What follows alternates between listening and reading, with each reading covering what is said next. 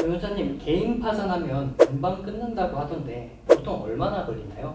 모든 사건이 다 금방 끝나는 건 아닌데요. 그래도 상대적으로 빨리 끝나는 사건을 보면 신청하고 한 3, 4개월 정도면 면책받고 다 끝나버리는, 이렇게 빨리 끝나는 사건도 있기는 합니다. 그럼 어떤 채무자들이 쉽게 끝날까요? 채무자들 중에서 연체된 지 10년 됐다, 근데 나이도 많고 고령이다, 뭐 이런 분들이 있거든요. 이런 분들 사건이 상대적으로 좀 수월할 가능성이 높죠. 신용 불량된 지 10년이 지났다, 그러면 10년 동안 계좌도 다 정지가 되든 압류가 되든 사용 못했을 것이고, 10년 전부터 재산을 제대로 취득하지도 못했을 거니까 처분한 내역도 없을 것이고, 자기 신용거래나 계좌를 사용 못하니까 제대로 된 직장을 구하지 못하고 그냥 뭐 일용직으로 여기저기 일하면서 근근히 살아온다거나, 가운데 무직 기간도 길고 가족들이 용돈 주는 정도로만 생활을 유지하고 살았으니까, 이런 분들은 상대적으로 법원에서 볼 때 조사할 내용도 적고 본인이 소명할 내용도 좀 적고 고령이고 하니까 더 이상 일하기도 힘들고 좀 사안들이 명백하니까 상대적으로 쉽게 끝날 수가 있죠.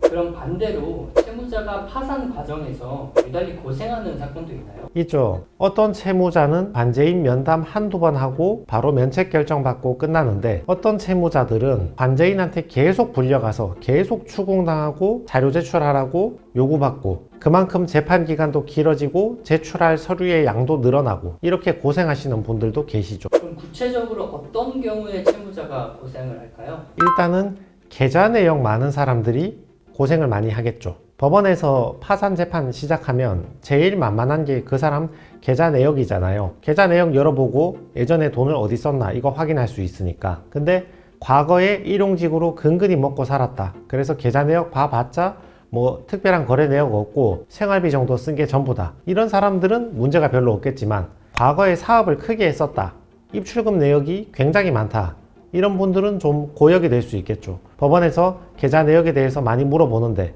문제가 없다고 가정하더라도 이 사람은 소명해야 될 양이 남들보다 좀 더 많을 수가 있겠죠. 그리고 개인 간 이체 내역이 많은 사람도 고생을 좀 할 수 있습니다. 법원이 봐도 채무자가 은행이나 카드사에 이체해 준 거는 크게 문제를 삼지를 않거든요. 왜냐하면 국민은행이나 이런데 자기의 기존 채무를 상환했는데 이거는 크게 문제될 가능성이 작잖아요.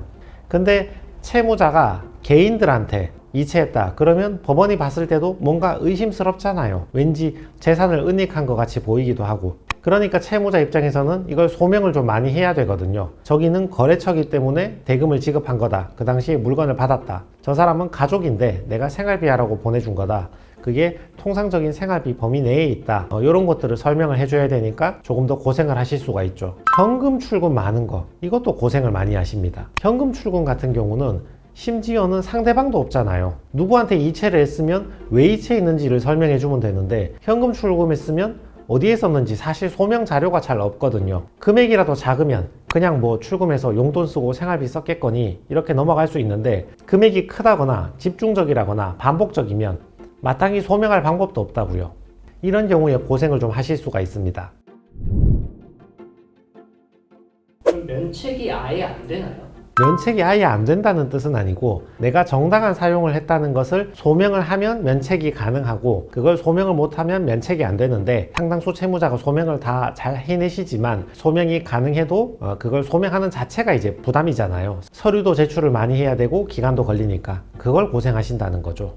또 어떤 채무자가 고생할까요? 채권자가 법원에 찌르는 경우, 이 경우에도 고생이 많습니다. 예를 들어서 은행이나 카드사 같은 경우는 법원에 이 신청을 하는 양 자체도 적지만 이 신청을 한다 하더라도 그 내용이 기계적인 경우도 많거든요. 이 신청을 내고 채무자가 그 신청에 대해서 답변서를 한번 써주면 그냥 끝나는 경우가 많이 있단 말이죠. 근데 개인 채권자는 이 신청의 양도 많고 구체적이니까 이게 문제가 됩니다. 세상에 모르는 사람한테 돈 빌려주는 경우는 잘 없잖아요. 채무자가 돈을 빌렸다, 그 사람하고 관계는 지금은 틀어졌겠지만 과거에는 친밀한 경우가 많이 있거든요. 오랫동안 거래를 했던 거래처 사장님이라든지 아니면 친한 친구, 직장 동료, 이런 경우가 많이 있단 말이죠. 그 사람들은 채무자의 사정을 속속들이 알고 있는 경우가 많이 있거든요. 그러니까 오만 걸 다 트집 잡는 거죠. 저 사람은 파산하고 있지만 배우자 명의로 사업을 빼돌려 두었다, 저 사람은 파산을 하지만 자식 명의로 재산을 은닉했다,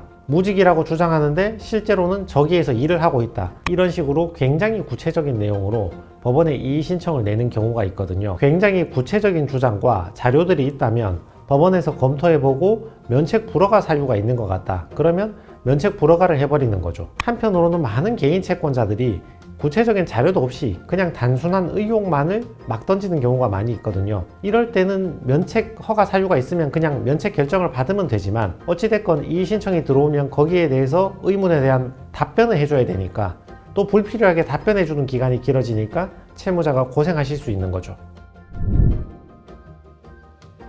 또 어떤 채무자가 고생할까요? 부동산 처분한 사람도 고생 많이 하십니다. 법원에서는 부동산 이 사람 과거에 소유 내역 같은 거 확인해 보거든요. 근데 과거에 부동산이 있는데 지금은 없다. 그럼 팔았다는 말이잖아요. 그 팔고 받은 대금 어디에 썼는지 확인을 하니까 이런 거 소명하느라 고생하는 경우도 많습니다. 금액이 일치하면 별 상관이 없어요. 예를 들어서 아파트를 3억에 팔았는데 전세가 3억에 들어와 있었어. 그래서 전세금 3억 돌려주고 남는 거 없다. 이렇게 깔끔하게 끝나면 다행이지. 근데 아파트는 3억에 팔았는데 담보대출을 2억을 갚았는데 그럼 1억은 남았잖아요. 세금 내고 거래 비용 쓰고 이사 비용 써도 대부분 남아 있잖아요. 근데 거기에 대해서 설명을 못 한다든지 아니면 아버지나 배우자한테 빌린 돈만 편파적으로 변제를 했다든지 이런 것들은 문제가 돼버리니까 정당한 사용처를 소명하지 못하면 채무자가 고생하실 수 있는 거죠. 경우에 따라서는 법원이 채무자에게 환수 조치를 할 수도 있으니까 사건이 힘들어질 수도 있습니다. 그러면 요즘 부동산이 잘 안 팔리는데 영끌 부동산 들고 있는 사람은 어떤가요?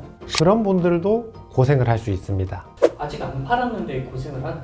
네, 아직 안 팔았기 때문에 매각 대금 받은 적이 없고 사용처를 소명할 필요는 없는 거죠. 그렇지만 이분들은 부동산이 매각될 때까지 기다려야 되니까 여기서 고생을 하실 수가 있거든요. 법원에서 관제인이 다 검토를 해봤는데 면책 불허가 사유가 없어. 면책해 줄 거야. 면책해 줄 생각이지만 어찌됐건 가지고 있는 재산은 매각을 해서 환가를 해야지 이 파산 절차가 끝날 수가 있는 거잖아요. 그러니까 부동산을 여러 개 가지고 있다. 영끌로 여러 개 투자해가지고 뭐 지식산업센터도 있고 신도시 상가도 있고 빌라도 한 개 있다. 특히 이렇게 안 팔리는 부동산들 이런 것들 많이 가지고 있으면 매각될 때까지 기다려야 되니까 그 과정에서 마음고생을 좀 하실 수가 있는 거죠. 그래서 오늘은 개인 파산을 신청하면 생각보다 고생할 수 있는 유형 여기에 대해서 설명을 드렸으니까 파산을 신청하시기 전에 미리 한번 참고를 해 봅시다.